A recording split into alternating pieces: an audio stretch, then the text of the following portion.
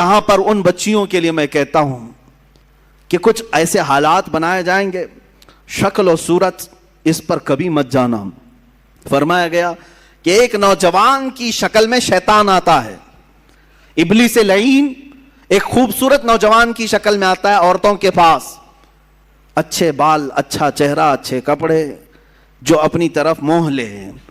تو لڑکیاں اگر شہوت کے ساتھ اس کی طرف دیکھنے لگ گئیں تو فرمایا گیا النظر سہم من سہام الشیطان، یہ آنکھ جو ہے شیطان کے تیروں میں سے ایک تیر ہے۔ نظر جو پڑتی ہے، شہوت کے ساتھ جو نظر گئی، شیطان وہاں تیر چلا دیتا ہے۔ جو نوجوان تمہیں بھا گیا، یہ ضروری نہیں کہ وہ انسان ہی ہے، وہ شیطان بھی ہوتا ہے۔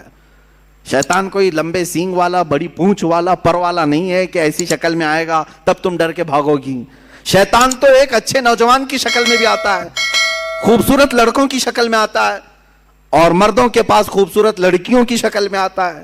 جب یہ بہک جاتے ہیں، گناہ کر لیتے ہیں، تب چلا جاتا ہے، بھاگ جاتا ہے، اچھے اچھے پرہیزگاروں کی شکل میں آ جاتا ہے اور تمہارے ایمان کا سودا کرنے لگ جاتا ہے۔ میرے عزیزو، بنی اسرائیل کی وہ حکایت مجھے یاد آتی ہے جس میں اس نے ایک بڑے عابد کا تقوی بھسم کر دیا۔ اپنے صومعہ سے نکلتا نہیں تھا۔ صومعہ اس کو کہتے ہیں جہاں عبادت کرنے کی جگہ ہوتی تھی پہلے بنی اسرائیل میں، اس کے باہر وہ کبھی نہیں نکلتا تھا۔ 4 بھائی تھے، ایک بہن تھی قریب میں، وہ چاروں بھائی تجارت کے لیے جا رہے تھے، بہن اکیلی گھر میں تھی۔ کہا کس کے حوالے کر کے جائیں گے؟ تو اس عابد، اس پرہیزگار شخص کے پاس آئے چاروں بھائی، کہا ہم اپنی بہن کو چھوڑ جا رہے ہیں، آپ صرف خیال رکھنا، آپ نظر رکھنا۔ اس نے کہا ہاں ٹھیک ہے۔ وہ چلے گئے۔ نظر رکھنے والا عابد نکلتا نہیں تھا۔ ایک دن ایک بزرگ آئے، وہ بزرگ یہی ابلیس لعین ہے۔ آ کر کے اس نے دروازے پر کہا کہ تیرے بھروسے ایک نوجوان لڑکی کو چھوڑ گئے ہیں، وہ گھر میں بیچاری اکیلی پک رہی ہوتی ہے اور بہت زیادہ اکتا جاتی ہے، کبھی کبھار بات تو کر لو، سو خیریت تو پوچھو۔ یہ اپنے صومعے کے دروازے تک آیا بس، اور وہاں سے اس کو پکار کر کے کہا، وہ لڑکی اپنے دروازے پر آئی، ایک دوسرے کو دیکھا اور بات چیت کیا، خیر خیریت پوچھا، یہیں تک تھی بات۔ لیکن شیطان یہیں سے اپنے کام شروع کرتا ہے۔ اس کے بعد دوسرے دن یہ عابد اور بات چیت شروع کر دیا۔ یہاں سے یہ سلسلہ اتنا بڑا کہ اس کے اندر عبادتوں کی جو طلب تھی وہ کم ہونے لگی۔ اب یہ اپنے صومعہ سے نکل کر کے اس کے گھر بھی جانے لگا، جا کر کے گھنٹوں بات چیت کرتے رہے۔ وہ وقت بھی آیا جب اس نے اس کے ساتھ زنا بھی کر لیا، اس ایک نوجوان خاتون کے ساتھ، کیونکہ یہ شادی نہیں کرنے والا تھا، پوری قوم کے نزدیک یہ نہایت عابد ہے، پرہیزگار ہے۔ زنا ہو گیا، حمل بھی ٹھہر گیا۔ اب کیا کرے؟ نوجوان لڑکی کے ساتھ ایسے معاملات ہوئے ہیں، ڈرا۔ وہی ابلیس آیا پھر بزرگ کی شکل میں، کہا دیکھو بہت بڑا معاملہ ہو جائے گا، اگر تم یہ معلوم ہو گیا تو پوری قوم تمہارے ساتھ کیا کرے گی؟ کہا کیا کروں؟ کہا اس کا گلا دبا دو، مار دو اور دفن کر دو، گھر میں کسی کو پتہ بھی نہیں چلے گا۔ اس نے قتل کر دیا اس لڑکی کو اور دبا دیا اندر، زمین صاف کر دیا۔ جب چاروں بھائی تجارت سے واپس آئے، پوچھا کہاں ہے ہماری بہن؟ کہا وہ بیمار ہو گئی تھی، میں نے اس کو بہت علاج کیا، انتقال کر گئی، قبرستان میں دفن کیا، ایک جھوٹی قبر دکھا دیا۔ وہ روئے دھوئے، ہو گئی بات ختم۔ لیکن کیا یہیں پر سلسلہ ختم ہو جاتا ہے؟ چند دنوں کے بعد ان بھائیوں کے پاس یہ ابلیس آیا، کہا یہ عابد جھوٹ بولتا ہے، یہ جو عبادت کرنے والا مکار ہے یہ جھوٹ بولتا ہے، تمہاری بہن سے اس نے منہ کالا کیا، حمل ٹھہرا تو اس کے بعد اس نے مار کر کے یہیں گھر میں دفن کیا۔ انہوں نے کھود کر کے دیکھا تو لاش کا پرانا بقیہ مل گیا۔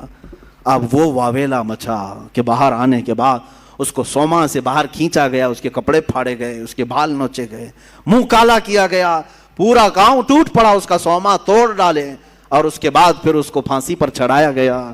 پھانسی پر جب چڑھایا گیا تب پھر ابلیس آیا، کہا کہ بہت بری حالت ہو گئی تمہاری، مجھے افسوس ہے لیکن میں تجھے بچا سکتا ہوں، میں تجھے یہاں سے نکال سکتا ہوں، میرے پاس طاقت ہے۔ کہا کیا کرنا ہوگا بتا دے۔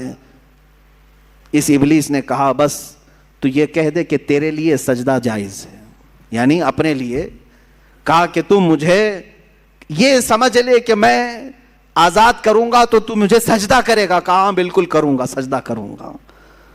کفر کر دیا، اسی وقت اس کو پھانسی پر چڑھا دیا گیا، شیطان بھاگ گیا۔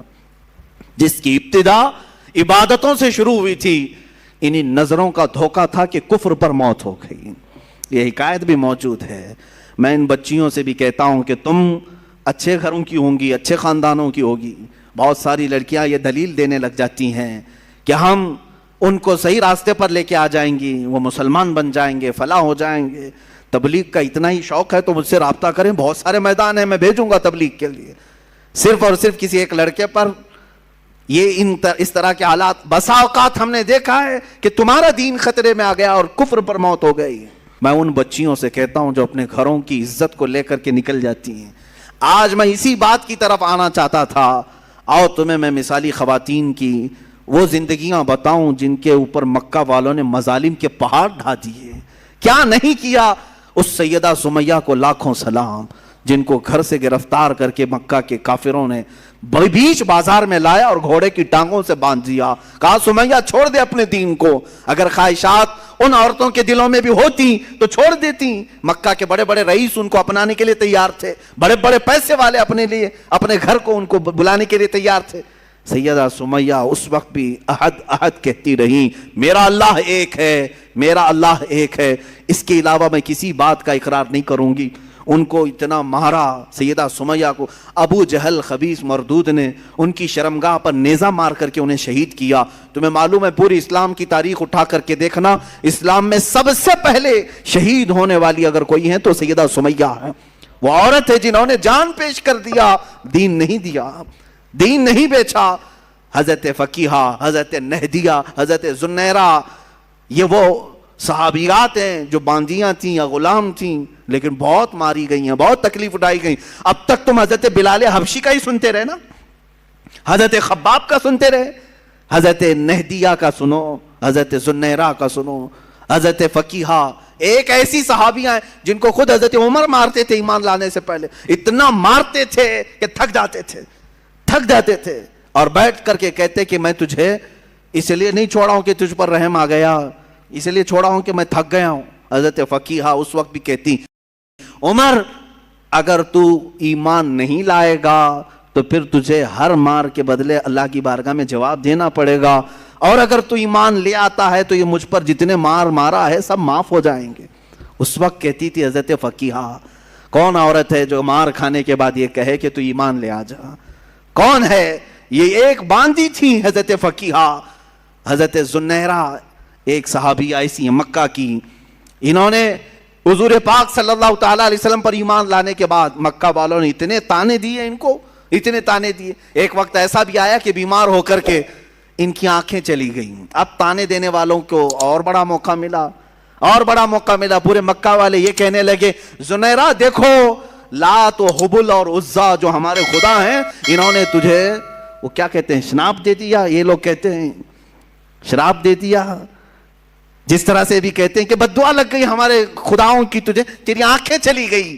حضرت زنیرہ ٹس سے مس نہیں ہوئی, مسکراتی تھیں اور کہتی تھیں میری آنکھیں جس نے دیا تھا اس نے لیا, تمہارے خداؤں کو تو اپنے آس پاس کی بھی خبر نہیں ہوتی, ان کی خود کی آنکھیں نہیں دکھتی, وہ میری آنکھیں کیا لیں گے. دوسرے عورتیں بہت جلدی ان باتوں کی طرف آ جاتی ہیں, ارے کہیں ایسا تو نہیں ہے کہ حقیقت میں جو کہہ رہے ہیں کہ فلاں کی بددعا لگ گئی, اب شگن ہو گیا, فلاں ہو گیا. ان کی آنکھیں چلی گئی تھی تب بھی وہ ایمان پر قائم تھی. یہاں بچے رونے لگ جائیں, 3-4 دن ستانے لگ جائیں تو آ جاتے ہیں. کہا کہ حضرت ہم نے سنا ہے کہ اس کا نام کوئی سخت ہو گیا ہے, اس کی وجہ سے یہ ایسا ستا رہا ہے, پریشان کر رہا ہے. پوچھا نام کیا ہے؟ کہا حسین ہے. کوئی سخت نام ہے؟ وہ عورتیں بھی آئی جنہوں نے اپنی بچیوں کا نام زینب رکھا. کہا حضرت نام کا تو کچھ اثر نہیں ہو رہا ہے. معاذ اللہ رب العالمین, اسلامی نام رکھے ہو, انت وشواس کہاں سے تمہارے اندر آیا ہے؟ ہاں برے نام اگر رکھے ہو تو پھر بدلو, لیکن اسلامی نام اگر ہیں تو بیماریاں تو آتی جاتی رہتی ہیں. ناموں سے بیماری اگر آنی ہوتی, ناموں سے ہی جانی ہوتی تو شاید ساری دنیا والے ایک ہی نام رکھتے, آج ایک ہی نام رکھتے کہ ہاں جو صاف ستھرا ہو, جس نام سے کبھی بیماری نہیں آتی, سارے لوگ وہی نام رکھتے. ایسا نہیں ہے. یہ اس طرح کی اندھی عقیدتیں جو داخل کی گئی. حضرت زنیرہ اس صحابیہ سے ہمیں ملتا, آنکھیں چلی گئی تب بھی وہ ایمان پر اس طرح قائم تھی اور کہتی مجھے ایمان لانے کی وجہ سے آنکھیں نہیں گئی ہیں, تمہارے خداؤں کو آس پاس کا ہوش نہیں ہوتا, وہ میری آنکھیں کیا لیں گے.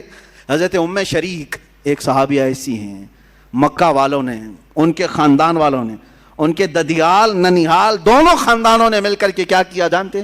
حضرت ام شریک کو کڑی دھوپ میں کھڑا کیا، ایسی دھوپ میں کہ جو ریتیلی زمین ہے کھلے میدان میں ان کو کھڑا کرتے، اور اگر وہ آگے بڑھتی تو کوڑے سے مارتے، اسی میدان میں کھڑا کرتے۔ کتنی دیر؟ گھنٹہ 2 گھنٹہ نہیں، 3 دن تک کھڑا رکھا۔ بھوک اور پیاس کی شدت کی وجہ سے ان کی آنکھیں باہر آنے لگ گئی تھی۔ حضرت ام شریک، یہ بھی صحابیاں ہیں، اس کڑی دھوپ میں، آج مکہ کی دھوپ جانتے ہیں آپ 50 ڈگری کے اوپر جاتی ہے، 50 ڈگری کے اوپر، شاید آپ 35-40 ڈگری میں ہی پریشان ہو جاتے ہیں، 50 ڈگری سے اوپر کی دھوپ برداشت کرتی ہوئی گرم ریت پہ کھڑی رہی 3 دن تک۔ 3 دن کے بعد وہ کہنے لگے کہ تو اپنے خدا کو چھوڑ دے، چھوڑ دے۔ حالت ایسی ہو گئی تھی کہ کانوں میں آواز تک نہیں آ رہی تھی۔ میں نے روایت پڑھا، آنکھیں بھیگ گئی۔ حضرت ام شریک پوچھنے لگی کیا کہہ رہے ہیں؟ تو انہوں نے اشارہ کر کے کہا ایک کو جو تو مانتی ختم کر دے۔ کان سنائی نہیں دے رہے، آنکھیں باہر آ چکی ہیں، جسم تپ رہا ہے، پیروں میں چھالے پڑ گئے۔ تب وہ پکار کر کے کہتی اللہ احد، اللہ احد، اللہ ایک ہی ہے، ایک ہی ہے۔ کوڑے مار مار کر کے ان کو زخمی کر دیا تھا حضرت ام شریک رضی اللہ تعالیٰ عنہ کو۔ اور جانتے یہی وہ صحابیہ ہیں، حضرت ام سلیم۔ کتنی صحابیات کی میں بات تمہارے سامنے رکھوں۔ حضرت ام سلیم ایک وہ صحابیہ ہیں حضور پاک صلی اللہ علیہ وسلم جن کے گھر آرام کرنے کے لیے جاتے تھے، جو حضور پاک صلی اللہ علیہ وسلم دھوپ کے یا گرمی سے پسینے ہوتے تو وہ قطرے جمع کر کے رکھتی تھی۔ یہ حضرت انس کی ماں ہیں جنہوں نے حضور کے پسینے کو جمع کر رکھا خوشبو کے لیے، اور روایات یہ بتاتی ہیں ان کی 7 پشتوں تک وہ خوشبو آتی تھی۔ وہ ام سلیم جب ان سے نکاح کے لیے ابو طلحہ نے پیغام بھیجا، وہ ایمان لائے ہوئے نہیں تھے، ایمان لائے ہوئے نہیں تھی۔ آج کے حالات کے مطابق میں عرض کر رہا ہوں، ام سلیم کیا کہتی ہیں؟ ابو طلحہ کو بہت پسند کرتی تھی، خوبصورت تھے ابو طلحہ، بہت ہی کڑیل جوان بھی، اور ام سلیم ان کو پسند کرتی تھی۔ نکاح ہو جائے، سامنے سے ابو طلحہ آئے، ام سلیم نکاح کر لیتے ہم۔ ام سلیم نے کہا میری پسند اپنی جگہ پر، تم خوبصورت ہو اپنی جگہ پر، تم کڑیل جوان ہو اپنی جگہ پر، مگر میرا ایمان میرے ساتھ ہے۔ کیا ایسا ہو سکتا ہے کہ میں اللہ کو ایک مانتی ہوں، محمد صلی اللہ علیہ وسلم کو اللہ کا رسول مانتی ہوں، میرا تمہارے سے نکاح کیسے ہو سکتا ہے؟ اگر تم ایمان نہیں لائے تو ہماری زندگی میں کبھی ملاپ نہیں ہو سکتا۔ حضرت ام سلیم کی دعوت پر حضرت ابو طلحہ ایمان لائے، اور ایمان لائے تو صرف نکاح کے لیے نہیں لائے، حضور کے جانثار بن گئے اور عشرہ مبشرہ صحابہ میں داخل ہوئے۔ خواتین کا یہ بھی کردار ہے عزیزان گرامی، وہ ایسے نہیں کہ پسند آ گیا جوان تو گھر سے بھاگ کر نکل پڑی، چاہے کہیں پر بھی جا کر کے شادی رچانا پڑے۔ معاذ اللہ، ان بچیوں کی زندگی پر مجھے بڑا افسوس ہوتا ہے جن ماں باپ کی عزت کو مٹی میں ملا کر کے فخر کرتی ہیں۔ یہ سب کہاں سے ہو رہا ہے جانتے ہیں؟ یہ سب اسی ٹیلی ویژن سے، انٹرنیٹ سے اور سیریلوں سے۔ آج پوری دنیا ملا کر کے ایسی چیزیں دکھانا چاہ رہی ہے۔ مجھے کل ہی ہماری ایک خاتون نے یہ کہا تھا، بتایا تھا کہ سب سے زیادہ ابھی فی الحال عورتیں پاکستانی سیریل اور وہاں کے ٹیلی ویژن سے نشر ہونے والی فلموں وغیرہ کو دیکھتی ہیں۔ مجھے اس کی خبر نہیں تھی، لیکن اگر اس طرح کا ماحول وہاں سے پیش کیا جا رہا ہے تو میں تو کہتا ہوں کہ ان تمام چیزوں پر بندش لگانی چاہیے، اور یہ تاثر دیا جاتا ہے لڑکیوں کو کہ آزاد رہو، جو تمہیں پسند ہے اس سے بھاگ جاؤ، ماں باپ راضی ہوں ناراض ہوں کوئی مسئلہ نہیں، بعد میں سب ٹھیک ٹھاک ہو جاتا ہے، سب برابر ہو جاتا ہے۔ عزیزان گرامی، تمہیں پتہ ہے کہ یہ وہ والدین جن کی رضا میں تمہاری جنت ہے، جن کی ناراضگی میں تمہاری جہنم ہے، ماؤں کو روتا ہوا، باپ کو روتا ہوا بلکتا ہوا چھوڑ کر کے چلے جاتے۔ پسند ہے کہیں سے تو پھر والدین کو راضی کیوں نہیں کر لیتے ان باتوں پر؟ ہاں، جہاں تک رہی بات مسلمانوں کی آپس میں، کبھی ماں باپ اگر ناراض ہو کر بیٹھتے ہیں تو وقت لگ جائے گا، منا لیں گے، اور نکاح ہو گیا تو کوئی حرج نہیں۔ مجھے تو افسوس اس بات پر ہے کہ ایمان بھی چھوڑ کر جا رہی ہیں۔ گھر چھوڑا تو چھوڑا، اور اگر کوئی جوان ایسا تھا جو اسلام کی طرف تجھے لے جاتا یا تجھے وہ اسلام میں ہی رکھتا تو الگ بات تھی۔ یہاں تو باضابطہ ان سانپوں کے گھروں میں جا رہی ہیں جو پورے اسلام کو ڈسنے کے لیے بیٹھے ہوئے ہیں۔ آج جو میرے نبی کی شان میں گندی گالیاں دے رہے ہیں ان کے گھروں میں جانے کے لیے بچیاں بیٹھی ہوئی ہیں۔ اور اگر کوئی لڑکیاں اس طرح جاتی ہیں تو میں کوئی خوف اس بات کا نہیں کر رہا ہوں کہ تمہارے جانے سے اسلام گھٹ جائے گا، ہرگز نہیں۔ اسلام کی جڑیں تحت الثری سے نیچے ہیں، اس کی شاخیں اوج ثریا کے اوپر ہیں. پوری دنیا مل کر کے ہلائے تو اسلام کا کچھ بال بیکا نہیں ہوگا. تم اپنا جہنم خریدنے جا رہی ہو, میرے اس دین کو کچھ نقصان نہیں ہوگا. 4 لڑکیاں چلی جائیں تو کیا اسلام میں ختم ہو جائے گا؟ یہ اس سمندر کا نام ہے جس سے چلو بھر پانی نکلنے سے سمندر کا کچھ بگڑتا نہیں, کچھ نہیں بگڑتا. ہاں, یہ جو جتنے بھی ڈھونگی ہیں, جتنے بھی پاکھنڈی ہیں, جتنے بھی سنگھی ہیں, جس طرح کے یہ اعلانات علل اعلان کر کے ہمارا دل جلانے کی کوشش کرتے ہیں کہ ہم ان کو ان کے مذہب سے دور کریں گے اور اپنے گھر کی بہو بنا کر کے لائیں گے. باضابطہ اس پر تنظیمیں بن رہی ہیں, سنگٹن بن رہی ہیں, اور اس پر نہ پولیس کچھ کرنا چاہتی ہے نہ حکومت کچھ کرنا چاہتی, کیونکہ ان کے 1000 گنا بھی ان کے نزدیک معاف ہیں. ہاں, اگر وہ دھرم پریورتن کریں تو یہ اصل کی طرف آنے کی بات ہوگی, اور اگر ہم تبلیغ کریں تو آتنکوادی ہو جائیں گے. ہمارے لیے دہشت گردی کا لفظ انہوں نے بنا کر کے رکھا ہوا ہے. اے مسلمانوں,